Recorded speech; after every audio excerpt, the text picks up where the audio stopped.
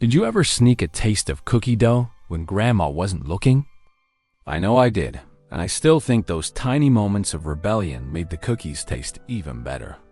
Welcome to today's video, where we're diving into the most nostalgic, finger-licking holiday tradition, Grandma's Christmas cookies. These aren't just cookies. They're memories, sprinkled with flour, dusted with sugar, and served with a side of laughter. Let's set the scene. It's a chilly December afternoon, and you're at Grandma's house. Bing Crosby is crooning from the record player, or maybe the cassette deck, depending on how far back we're going. You're wearing that scratchy holiday sweater she knit, and the kitchen smells like vanilla, cinnamon, and butter. A lot of butter. She pulls out her old recipe box, the one with the faded index cards, and says, "Today, we're making cookies." Not just any cookies, the cookies you'll remember for the rest of your life. Let's dive into those recipes and relive the magic. Sugar cookies, the canvas for creativity. Sugar cookies were the cornerstone of every holiday baking session. Grandma's recipe was simple but reliable.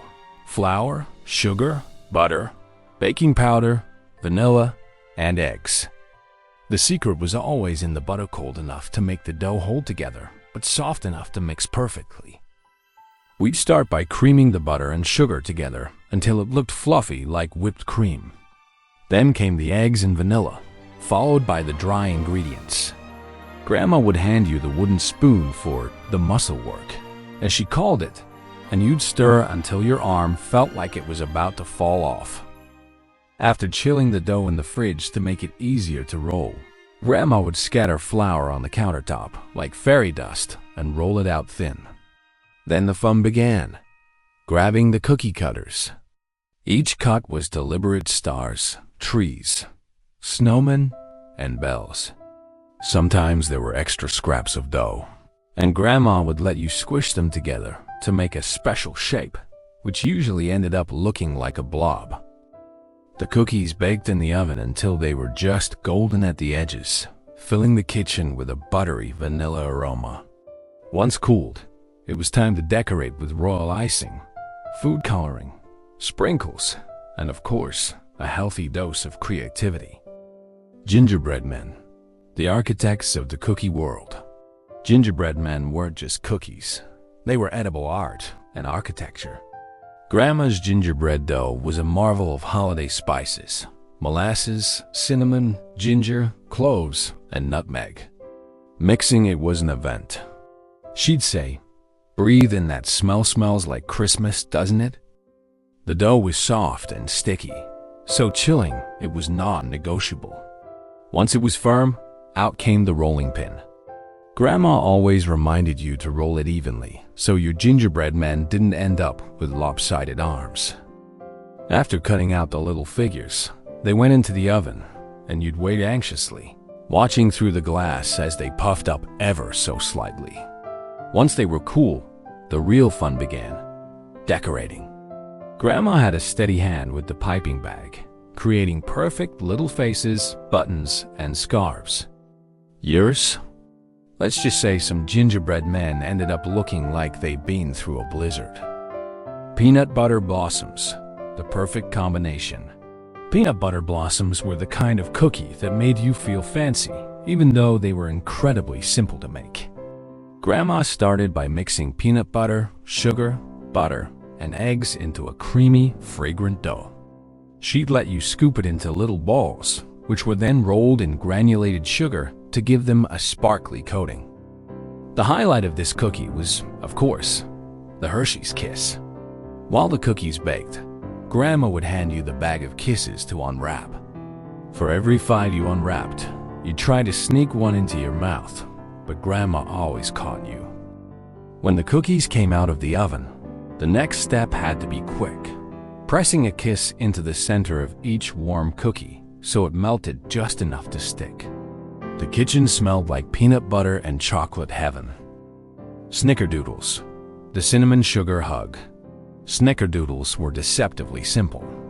Grandma's dough started with the usual suspects: butter, sugar, eggs, and flour.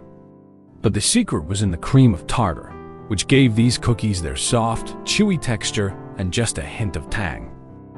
The dough was rolled into little balls, and then came the fun part, the cinnamon sugar bath. Grandma would hand you the bowl of cinnamon and sugar, and your job was to roll the dough balls until they were perfectly coated. She'd watch like a hawk to make sure you didn't overroll and use up too much of the mixture. Once baked, the cookies puffed up beautifully, their edges slightly crisp while the centers stayed soft. They were best warm, with the cinnamon aroma wafting through the house. Thumbprint cookies, the edible jewels. Thumbprint cookies were a perfect blend of art and taste. The dough was rich and buttery, with just a touch of vanilla. After Grandma mixed it all together, she'd hand you little scoops of dough to roll into smooth balls. Here's where the fun began, pressing your thumb into each ball to create the little wells for the filling. Sometimes you pressed too hard and cracked the dough, and Grandma would swoop in to rescue the cookie. For the filling, Grandma had jars of raspberry jam, apricot preserves, and even chocolate ganache. A small spoonful of filling went into each thumbprint before baking. When the cookies came out of the oven, the jam had set into shiny, jewel-like centers. Spritz cookies, the fancy ones. Grandma's Spritz cookies required a gadget, her trusty cookie press. This was no ordinary tool. It was a contraption that looked like it belonged in a mad scientist's lab. She'd fill it with buttery dough flavored with a hint of almond extract, attach the disc for the desired shape, and then let you squeeze the handle. Sometimes the dough didn't come out right, and you'd end up with squiggly blobs instead of stars or flowers, but Grandma always reassured you, they'll still taste good. Once the cookies were baked, Grandma would either sprinkle them with colored sugar or drizzle them with melted chocolate. They were light, crispy, and almost too pretty to eat. Almost. Anise cookies, the acquired taste. Anise cookies were polarizing. You either loved them or you didn't. Grandma swore by them, saying they were a family tradition that dated back generations. The dough was simple, flavored with anise extract or crushed anise seeds. After rolling out the dough and cutting it into shapes, Grandma would bake the cookies until they were lightly golden. Once cool, they got a glaze of sugary icing and a sprinkle of colorful nonpareils. Even if you weren't a fan of the licorice-like flavor, they looked stunning on the cookie platter.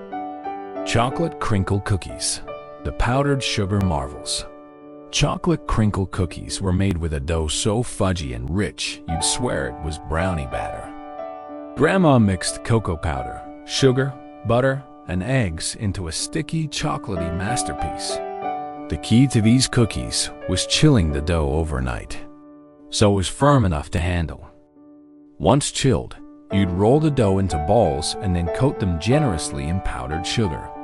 The dough went into the oven, and as it baked, the cookies spread and cracked, revealing their snowy, crinkled tops. They were chewy, rich, and utterly irresistible.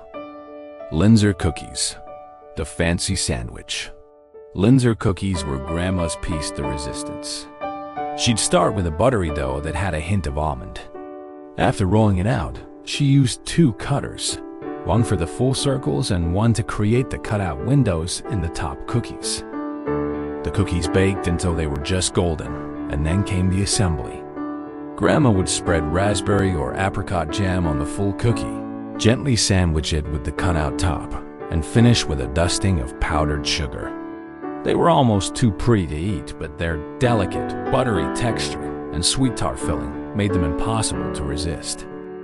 So there you have it, 10 cookies straight from Grandma's kitchen. Each one is a story, a memory, and a little piece of holiday magic. From the buttery elegance of Linzer cookies to the chocolatey goodness of crinkles, these recipes aren't just about ingredients. They're about love, laughter, and time spent together. Which of these cookies will you try this holiday season? Or do you have your own grandma-inspired recipe to share? Let us know in the comments. And as always, thank you for watching. If you enjoyed this sweet journey through Christmas past, please like, share, and subscribe. See you on the next one.